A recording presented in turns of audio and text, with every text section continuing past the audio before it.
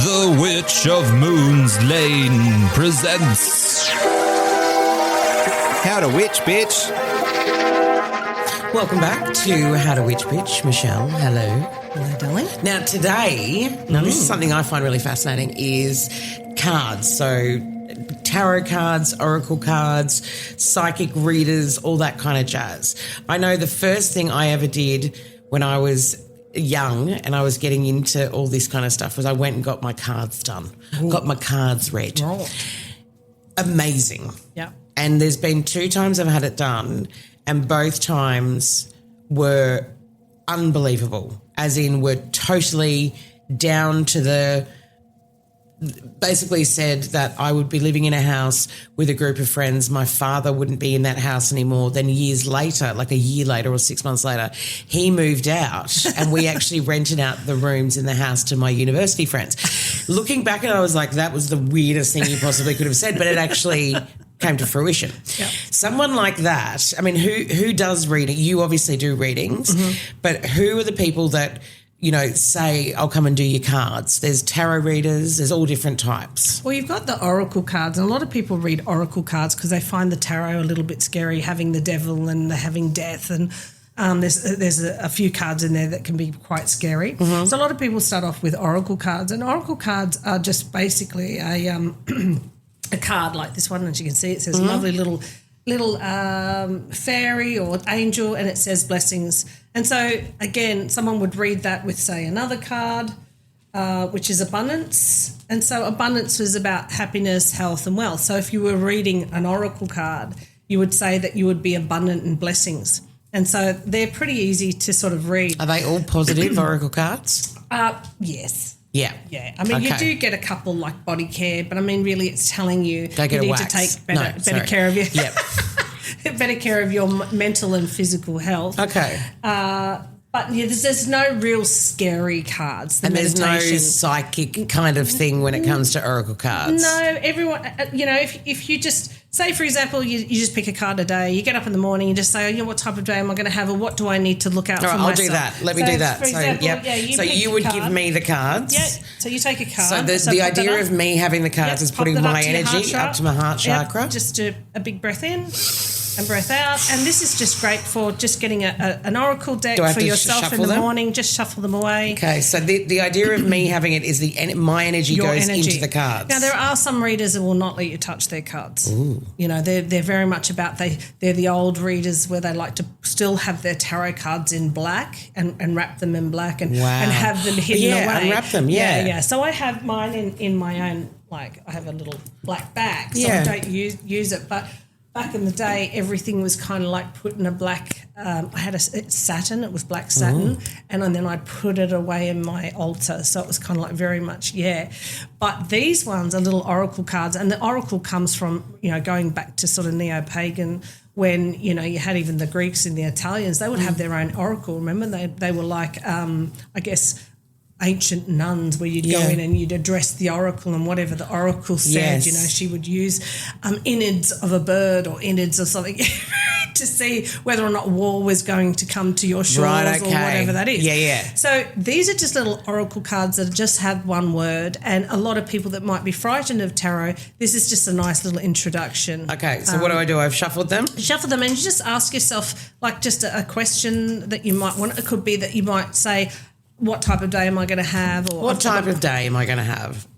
Fingers crossed. Or what do I need to look for? This card here is busted and it looks like it's peeling away, but for some reason I'm drawn to it, and it says trust. Right. There we go. So does that just mean trust I'm going to have a good day? Yes, or trust your instincts. So if you're going to have a good day. Yeah, so trust your instincts, and also maybe trust that, you're going to have a good day, but it could be also you might have somebody else on your mind.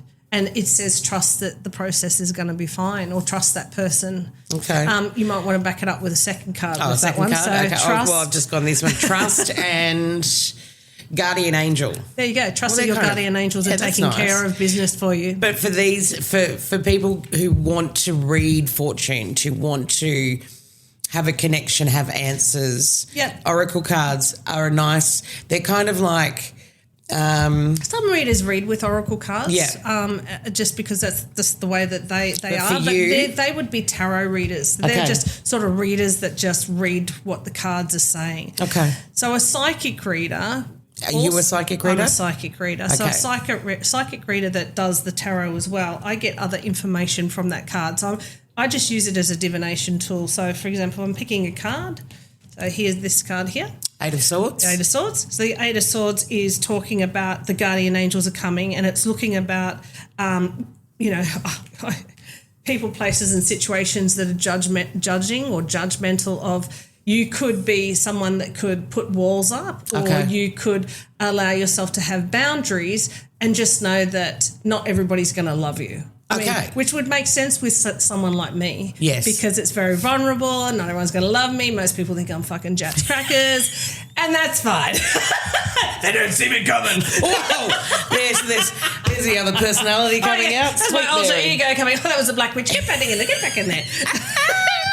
But a psychic reader will read differently for each person because she's also getting information about. So the cards are a way in which to tap into the energy, tap into the psychic reading ability. So this card here, so say 3 of Pentacles. Yeah. So I would read that the fact that we've got a lot of abundance coming around with the fruit, so the fruits of your labour, and that there are opportunities that are going to be presented to you in a working environment. But if it's love, then it could be that you have more than one suitor. Oh. And the interesting thing with that is another psychic reader would read that completely differently. So you're using the psychic ability that you have with the person who you're reading for to interpret the card. Yes, but a tarot reader would just get the book and go, this means that, and so therefore when I'm reading the card, that's that. So they're very regimented. That's what it means. So it just means as in this card, go to my book, look it up, and that's the answer. That's the answer. Whereas you're completely different. Yes. Okay. I completely go with it, and it changes it at different times because I'm also a clairaudient, so I'm already hearing what's going on in their life as well. And so as I'm just doing it fluently. This is just my tool.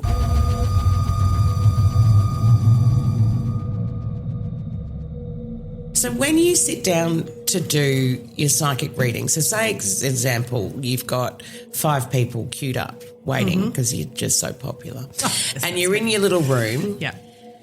When that person comes in, and obviously you would be channeling at that stage, as in open to everyone to pop in, like a little waiting room. Yeah. I'm thinking Beetlejuice, but anyway. When that person comes in, how does that work in your head? I'm thoroughly intrigued by that. Is it like all of a sudden, say Stacey sits down in front of you and then all of a sudden, I'm Stacey's grandma. Like, are they talking to you? That's right. But the interesting thing with that is that, like, if I go to a party, I will say... You would be so confused. Well, when I go to do my psychic, because I do psychic parties, and I originally started that because I was sick and tired of going to another Tupperware party. I was like, if I have to go and buy another piece of this shit, I'm just...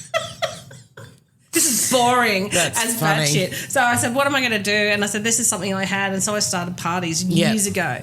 And for me, if I'm going to a party, I'll say to the hostess, I'll say, how do you want to run it? Because if I sit down and you've got all your ladies around, I said, I can definitely do the tarot and do like 20 minutes each person. But I said, if one of them has somebody has passed, I could be with Fiona here and yet, Bruce's dad's coming or Stacey's dad's coming through. If you're happy to listen to everybody's, that's fine. And also sometimes, affairs come out, all sorts of things come out. So, or would you prefer me to be in a room? And so that's what I do. I say when I'm in my little office, if someone's coming in, I say, I know that you've paid for the reading, but I might actually be reading this person and I can't help it because if spirits sways me you that way. You can't stop them from coming in. It. So if you're wanting it for yourself, so I do a lot of readings during the week where it's just private and just going and I'm just focused on that person. So that's to stop everybody else coming in at the same time. Yes. So if you had, like you said, that John Edward kind of vibe, everyone thinks about that. Yeah. And I do those shows as well. I've done a few of them and it's just interesting. You're here and then you're talking and then all of a sudden you're over there and they'll just show you where to go and then you say, hey, has this happened to you, da-da-da-da-da. And that's sort of one of those things that you've seen where people go, okay, someone over here, there's a letter S or something like that. A lot of that could be just luck. Yeah. But for you, you're actually hearing. And I'm hearing the names. Well, the craziest thing that ever happened, and I was on stage and I was like, I can't say that because people are going to think I am actually nuts. And this is funny when you pulled that trust card. The trust is so much trust that you're not going to be up there, you know, making a fool of yourself. And I was saying, did somebody bury a horse but they didn't bury it enough and they had to cut the legs off? I'm so sorry. Oh, my God. And this woman goes, yeah, it happened last week. And I was just like, oh, my God.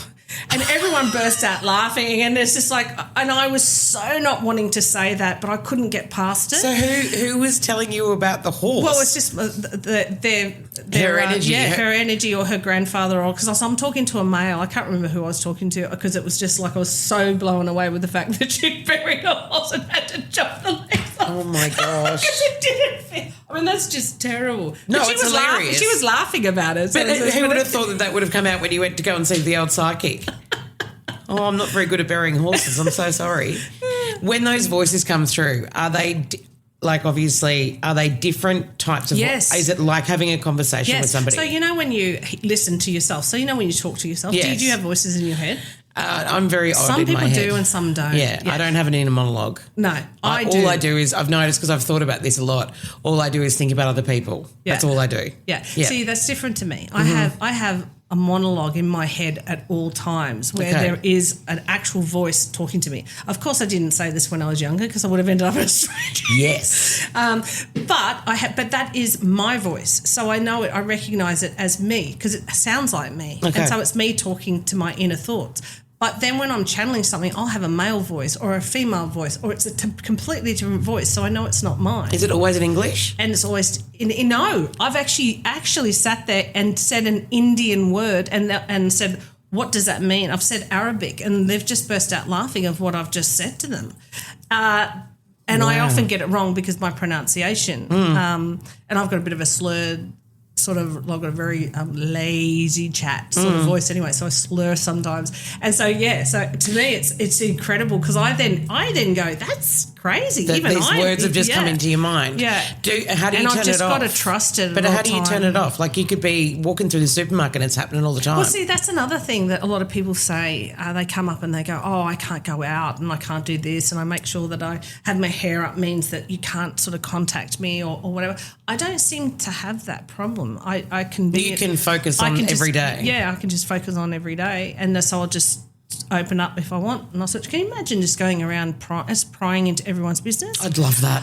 See, I'd love it. Would you? I'd be walking through the soup, but I'd go back and see some people from my past, get right in there, find out what's going on. Yeah. No, I wouldn't. I'm too lazy. Probably just go to the supermarket. Or around my neighbourhood. Oh, is that really what's happening over there? Yeah, but normally I've just got a monologue of my own, in my own head doing what you're saying. I need to get this done because that's happening. So I'm really just misorganisation in my head about what I've got to do, and so I'm not really focusing on anything around me. But if I go out to a party, there's a party track. Oh, she's psychic. Oh, is she? Oh, but you can't read me. That would happen all. It happens all the time. Yeah. And do you? Please tell me you've nailed it. Yeah, I was talking about the affair. That was really funny. I was at a funeral once, and the guy was there. Was going, "Oh, read me." It was being like, da, da, da, da. And I said, "Well, you best tell your missus that you're not going to leave her." And his wife had walked off, and he went, "Oh, okay. We'll finish this up, shall we?" Wow, I love that. Yeah, well. You wouldn't go to a party to a gynecologist and then just sit there and go, "Hey, any problems?" And that's a beautiful mental image for us here on How to Witch Bitch. All right, so we've covered cards. We've covered the oracle cards. The tarot reader does it basically by the book. Yeah. The psychic reader, everyone is different. So they will either be... And it depends on what their gifts are. So I'm a medium, so I have the 5 clairs. But not everyone has the 5 clairs. What's the 5 to clairs? To medium. So you might just be a clairaudient and you just hear.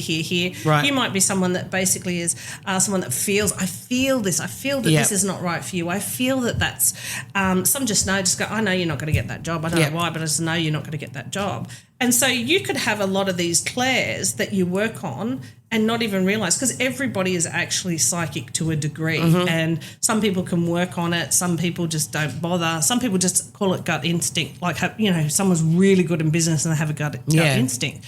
That's just their guides, and the more you raise your energy, the more you're talking to your guides. So they're helping you. It's just about trusting. It's funny that you pick the trust, the Oracle, and trust card, the and trust Guardian and Angel. Angel. So that's what it's funny you pick that on air. Interesting. It's saying trust your clairs, trust your instincts, Trust your guardian angels. trust your gut. Yeah, but a lot of people don't trust themselves because they put themselves in situations that fail because they want it to work, or they've been told something, so they feel like they go along with it. And so when they say, I don't trust anyone, they don't trust themselves because they put themselves in the situation. Yeah. They did that. That was their choice. And once again, it's back to that energy as well. It's about protecting yourself and, again, making sure that you don't put yourself in. So loyalty needs to be to yourself first than anybody else, because if you're loyal to yourself, you trust yourself, which means you have great instincts, which means you make good decisions for yourself so that you're learning in this journey so that you can help others. I love it. All right. I think the guides, that's another thing that we need to discuss in coming episodes. Yep, definitely. I do remember someone telling me about they have a physical idea of what their guide looks like, or there's an Indian guide, or there's this. So that's something we really need to touch on. Yep. Michelle, fascinating once again. The Oracle cards, the Tarot cards, the psychic ability. I just love the fact that you'd be finding out everyone's secrets as well, which is great. I know that's what I would want to do. Thank you. We look forward to the next episode of How to Witch Bitch. Thank you. Woodwork Podcasts.